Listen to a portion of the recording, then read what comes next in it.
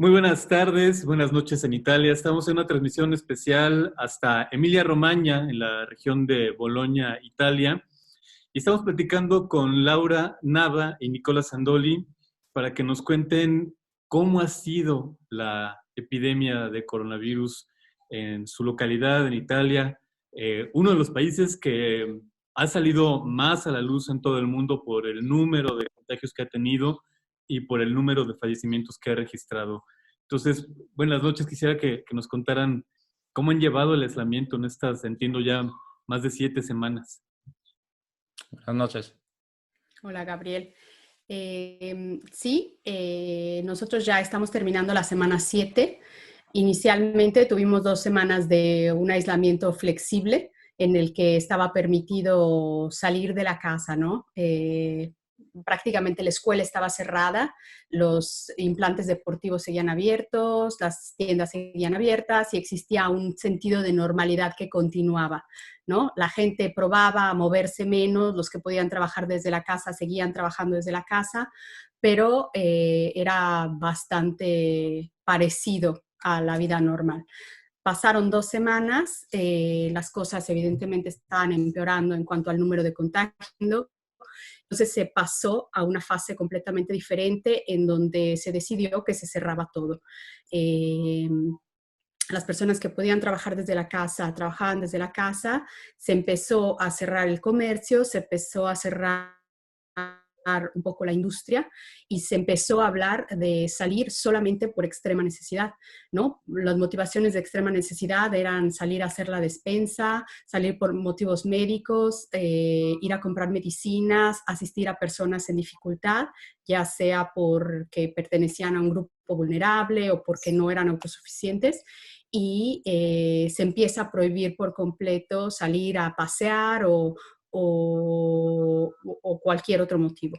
Para poderte mover tienes que salir con una autocertificación que dice a dónde vas, por qué vas y cuáles son tus motivaciones.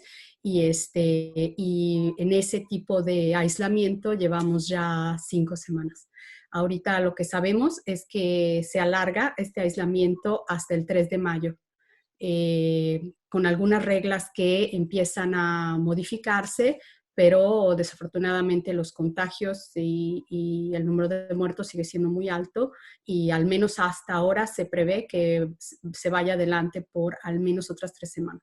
¿Cómo es el tema del abastecimiento entre la gente, las compras en el comercio, en particular en Emilia-Romagna, donde ustedes se encuentran? Al inicio, cuando salió la noticia, después de las primeras 2 semanas, que se iba a cerrar todo, la gente salió a comprar, ¿no?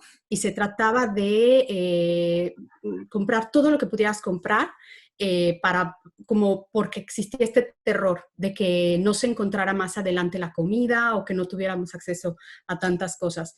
Y de hecho hay muchísimas escenas, ¿no? Con los supermercados vacíos, los estantes prácticamente saqueados. Sin embargo, no fue así.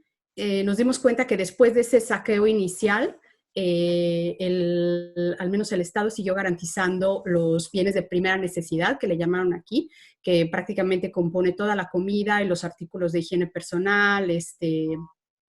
Yo, por ejemplo, voy al súper una vez a la semana. eh, Hay fila porque nos dejan entrar pocas personas a la vez en el súper. Ahorita no nos están pidiendo todavía que salgamos con la mascarilla, sí, con el cubrebocas, pero parece que es una cuestión de días porque están enviando a cada familia de trámite el correo dentro de una bolsa de plástico sellada, un cubrebocas, y ahora van a pedir que esa persona, porque tú puedes salir, una sola persona puede ir a hacer las compras. No nos exigen que vayamos un día en específico, pero te piden que sea una vez a la semana. Y ves a tanta gente, ¿no? Con el carrito que espera afuera, con el cubrebocas, en una fila para poder entrar. Tú prácticamente llegas, agarras un número, como si estuvieras en la carnicería, ¿no? Agarras un número y sale una persona y dice 26, 27, 28, 29, 30 y ellos pueden entrar, ¿no? Y los demás se quedan en la fila. En los estantes, cosas que falten, por ejemplo, aquí en Italia es increíble, pero falta la levadura La levadura desapareció. O sea, la gente está haciendo pan en su casa y la levadura no se encuentra. La harina es difícil encontrarla. Sí hay, no quiere decir que no haya, pero ves que cada vez falta más porque la gente lo que está haciendo es que está tratando de hacer el pan en su casa. Entonces, esa, por ejemplo, es una de las cosas que es difícil encontrarla, pero sí la encuentras. Lo que sí no encuentras es, por ejemplo, el gel para las manos o los productos, las toallitas para limpiarte con el desinfectante o los guantes de látex para tocar. Más o menos esto. Lo que sí veo que cambió, y a lo mejor es un cambio que va a quedar, es toda la parte de home delivery, o sea, de la entrega a tu casa. Están mucho más, algunas industrias están más adelante, sobre todo lo que se entrega de fruta y verdura. Había unos que ya estaban acostumbrados hasta como medios de cooperativas sociales, en el sentido que tú te ponías de acuerdo, le das una cantidad y ellos se descuentan de esa y según lo que tienen en para recogerlo o en tu casa, pero ya todos los sitios de e-commerce, desde el panadero hasta el lechero, el que vende cerveza y el que te entrega. Entonces, ya casi la necesidad de salir para comprar es mínima y también se establece una relación que es diferente. O sea, como Italia son tantos pueblos chiquitos y aún las grandes ciudades son divididas por lugares chiquitos, básicamente le hablas a la gente que al bar, a donde ibas antes, le hablas, le mandas un WhatsApp, le mandas un mensaje y de alguna manera se ponen de acuerdo y te lo llevan a la casa. Eso creo que es algo que va a quedar y va a cambiar un poco. Porque se habla de, además, aun cuando abran, vamos estimando meses, no sé cuántos, pero meses. Se ha mencionado mucho, nos ha llegado mucha noticia de que en particular el tema de la longevidad entre los italianos pues ha sido clave en cómo se ha desarrollado la epidemia. ¿Ustedes qué han percibido, qué experiencia tienen, qué vivencias tienen con las personas de mayor edad? Yo creo que la longevidad de las personas efectivamente tiene una incidencia muy fuerte, sobre todo con este tipo de virus que parece atacar a personas con una edad más avanzada. No hay datos, no hay estudios. Pero nosotros cuando vemos los resultados, por ejemplo, no los resultados, pero aquí, por ejemplo, todos los días a las 6 de la tarde sale sale un informe de la región que da los detalles, ¿no? Cada una de las provincias adentro de la región, cuáles son los contagios, cuántas personas fallecieron, te hablan también de cuál es el estado en el que están cada uno de los hospitales, ¿no? Si están moviendo personas de un hospital a otro porque está lleno o si todavía hay cupo, cuántas personas en terapia intensiva. Hay mucha información que sale y dan este informe constante a las 6 de la tarde todos los días que pues más o menos casi que lo estás esperando, ¿no? Vivimos en esta ansia en la que a las 6 de la tarde me van a decir más o menos cuál es la situación. De hecho, nosotros vemos que aquí en nuestro comune nos informan de cuántas personas diariamente están contagiadas. Pero regresando al tema de la longevidad, algo que creo que ha sido muy positivo y nosotros lo hemos visto aquí en Bolonia y creo que en general en Emilia-Romagna, hay una red de voluntarios que se encarga de hacer las compras para las personas más vulnerables, en general a las personas ancianas o a las personas que tienen problemas de inmunidad, de problemas inmunitarios, ¿no? Entonces, estos voluntarios les llevan la despensa hasta su casa y les llevan las medicinas directamente a su casa para que ellos no tengan que salir. Entonces, creo que esto está ayudando mucho a que estas personas permanezcan protegidas en sus casas y no tengan que entrar en contacto con las cosas que están pasando afuera. Porque esto es en cuanto a los ancianos que todavía son autónomos, porque evidentemente es otra situación completamente distinta a las personas que ya no tienen esta autonomía y que están, por ejemplo, en casas de reposo o en lugares que en este momento, desafortunadamente, visto que más entres en contacto con otras personas y más posibilidades tienes de contagio, los vuelve todavía más vulnerables dentro de la casa de reposo a estos contagios. por las personas que los atienden y por todo. Otra cosa es que aquí en Italia, desde hace muchos años, la red social de sustentamiento estaba formada de papás y una cercanía muy fuerte con los mayores. Entonces, esta cercanía que tenemos, creo, comparado a otros países de Europa, de el abuelo que lleva a la alberca, que lleva a la escuela, que está con el niño en la tarde cuando el papá trabaja, o sea, esa cercanía entre generaciones, los niños asintomáticos y los mayores, y eso podría ser que haya impactado mucho. No hay datos, no hay estudio, pero ese puente social que tenemos también puede ser que haya influido. El tema de la escuela, ¿cómo ha sido? Acá en México pues nos mandaron sin clases y pues prácticamente solo si estás en un colegio particular haces un poco de homeschooling con alguna actividad por computadora. En el caso de Italia, en general, ¿cómo ha funcionado el sistema escolar con la suspensión de actividades? Al inicio se vivió mucho como si fuera algo temporal, ¿no? Entonces, bueno, la escuela va a estar cerrada por una semana y se hablaba de una semana, de 2 semanas y creo que al inicio se vivió con esta temporalidad y era pues, bueno, estamos en la casa una semana, no pasa nada, no había una medida.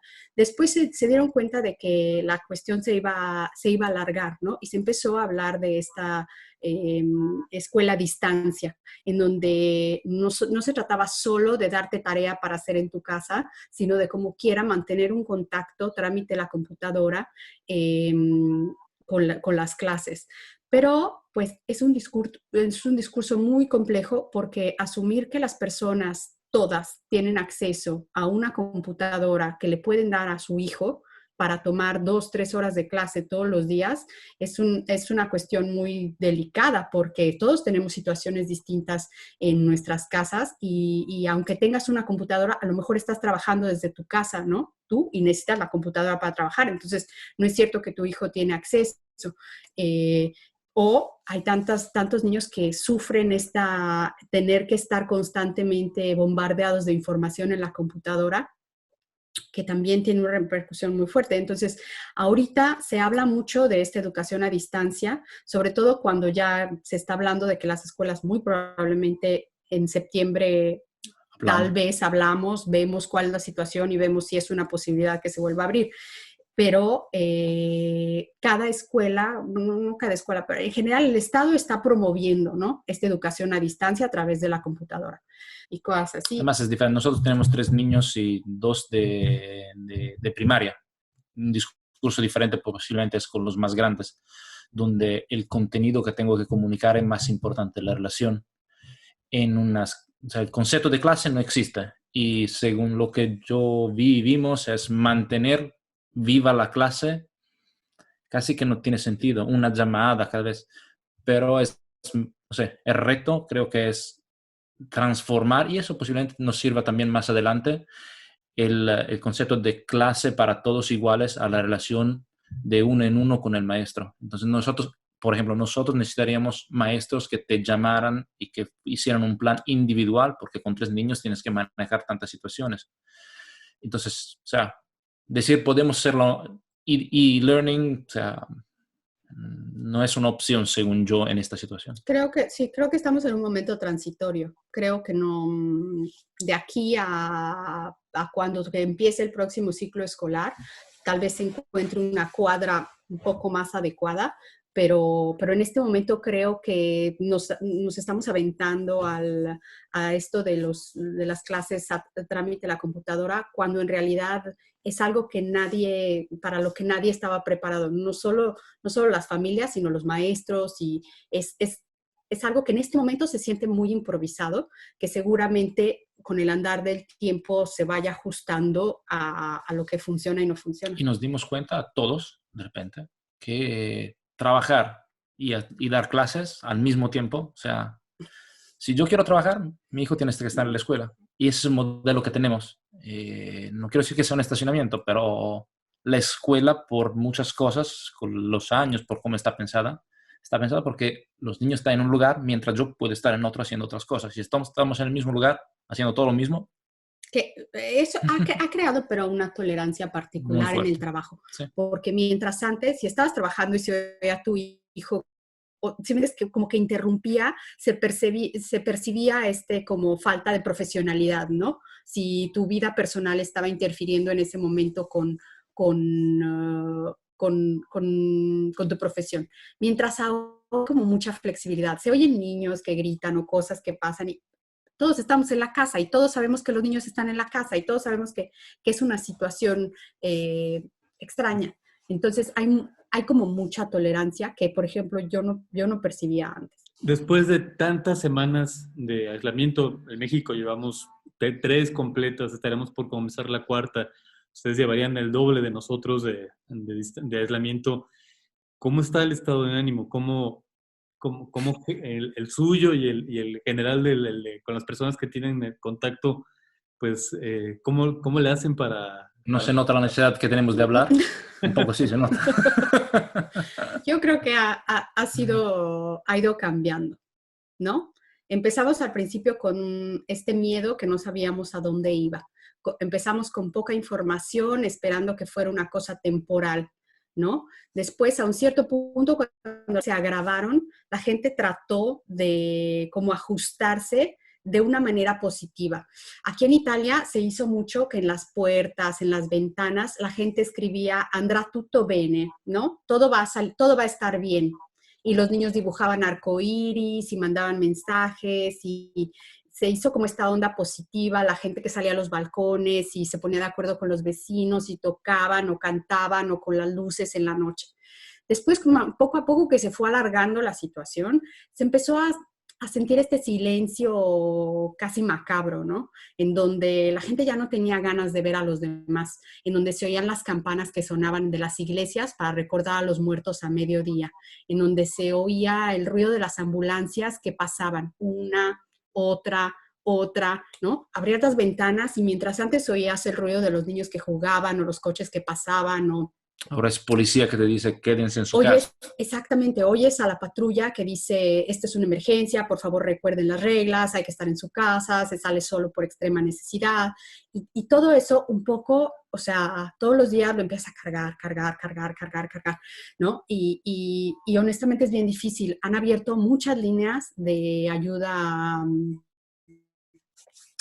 psicológica, ¿no? Porque pues es un momento muy delicado. Si tú tienes la fortuna de tener una situación estable en tu casa, pues sí, es pesado el encierro, pero estás bien, ¿no? Otra cosa es si tienes una situación ya difícil en tu casa y estás obligado a estar como que encerrado 24 horas en esta situación difícil. Y pierdes el trabajo. O no tienes trabajo, ¿no? Y no puedes ni siquiera salir a buscar opciones y todo esto empieza como a comer un poco de esa estabilidad y pues conforme va pasando el tiempo vemos que es una evolución constante. Después, nosotros pues tenemos a los niños que nos mantienen activos, pero hay tantos adultos mayores que están solos, completamente aislados en sus casas, que a veces no ven a nadie porque precisamente por tenerlos protegidos hay alguien que les lleva la despensa, pero no los deja salir de su casa o no los deja ver a nadie, ¿no? Y todo eso, pues, en una persona con una edad avanzada o con alguna enfermedad o que sufre de depresión o ansiedades particulares, es solo una bomba de tiempo. Y esos son los que estamos bien. Si alguien se te enferma en la casa, entonces el tema de aislarlo dentro de tu casa se vuelve algo muy complejo. Si tienes la fortuna que puedes aislar en tu casa, vive en otro cuarto con su baño. Si no, tienes que buscar una opción para que él se vaya, si puede. O que si se lo llevan al hospital, básicamente en esa época de cuarentena, algo que no había pensado, que nos dimos cuenta, es que si alguien se enferma y va al hospital, te despides de él y esperas que regrese. Pero de ese momento, muy posiblemente tú no tengas comunicación con él porque no tiene el celular, si lo tiene, no tiene dónde conectarlo, puede estar, si está en el hospital seguro tiene alguna forma de oxigenación y entonces toda esa parte es todavía otra.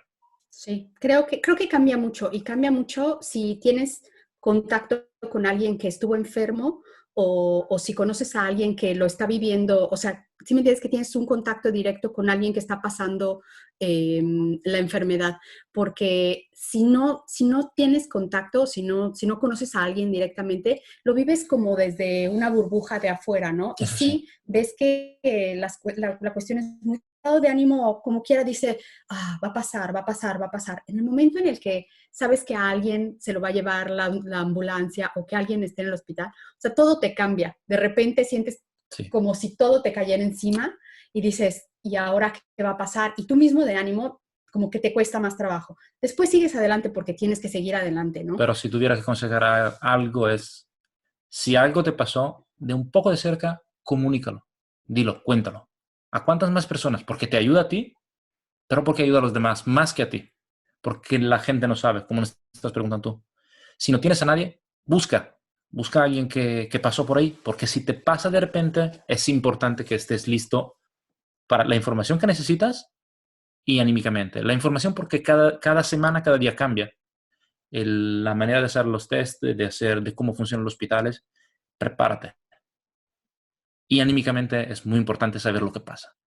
Pues Nicola, Laura, ha sido un gusto platicar con ustedes hasta Emilia-Romagna, en la región de Bolonia, Italia, y espero que pues sea muy llevadera esta situación que para ustedes pues es ya una situación de casi 2 meses en esta cuarentena. Muchas gracias. Déjame que te enseñe. Aquí los esperamos. La región de... ¿Esa qué ciudad es, Nicola? Es la plaza principal de Bolonia. Es Bolonia, la plaza principal de Bolonia. Está muy bonita, hasta hay gente ahí. Es un poco vieja la foto. Vale, Gracias. que tengan una muy buena noche.